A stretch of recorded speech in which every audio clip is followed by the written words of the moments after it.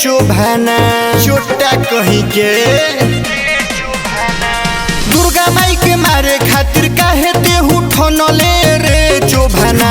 अरे रे चोभाना ते तोरा छोछे जनमले रे चोभाना ते तोरा छोछे जनमले रे चोभाना। बलर बलर खाई के अधरमिते बनले रे चोभाना। बलर बलर खाई के अधरमिते बनले रे चोभाना ते तोरा छोछे जनमले रे चोभाना ते तोरा छोछे जनमले रे चोभाना। अरे चोभाना अरे कोना के खानदान के जन्मावल हरे रावण के खानदान के हो।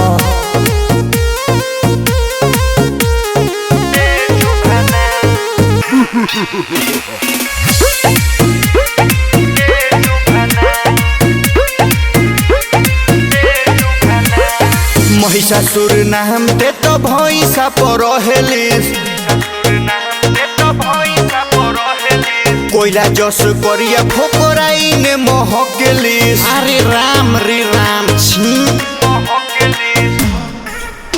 अरे महिषासुर नाम ते तो भैंसा पर हेलिस कोयला जस करिया फोकराई ने महकेलिस। नहाला ना अरे बड़का बाहु बोली ते तोरा मो संगे बनले रे चोभाना। बड़का बाहु बोली ते तोरा मो संगे बनले रे चोभाना ते तोरा छोछे जनमले रे चोभाना ते तोरा छोछे जनमले रे चोभाना। गारो चोभाना मजाओ तनुओ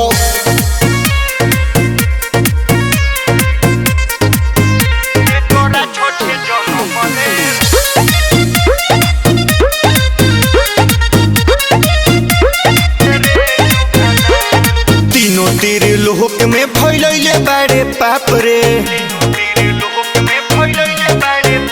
अरे लागी गोइल भाला ते तो फेंकी देले दांत रे। तोर तो मुंह दिखला के भइल बा। तीनों तीर लोक में फैलैले बारे पाप रे लागल जब भाला ते तो फेंक देलिस दांत रे। पोत को देले रहल है एक लाख लागल माटी भर मुहे फकले रे चोभाना। एक लाख लागल माटी भर मुहे फकले रे चोभाना ते तोरा छोछे जनमले रे चोभाना ते तोरा छोछे जनमले